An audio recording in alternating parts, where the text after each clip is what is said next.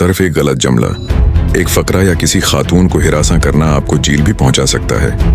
क्या आप Pakistan panel code की दफ़ा 509 के बारे में जानते हैं? पाकिस्तान पेनल कोड की दफ़ा 509 ख़वातीन की इज्जत और प्राइवेसी के तहफ़्फ़ुज़ के लिए बनाई गई है।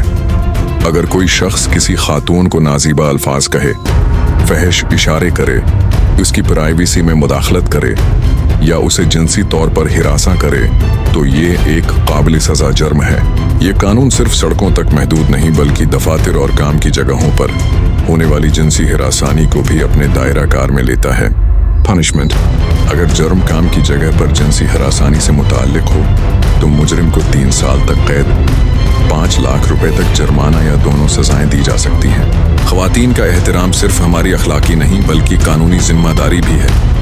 कानून को जानिए, अपने हुकूक पहचानिए और ऐसी मज़ीद मुस्तनद कानूनी मालूमात के लिए हमारे चैनल को सब्सक्राइब करना मत भूलिए।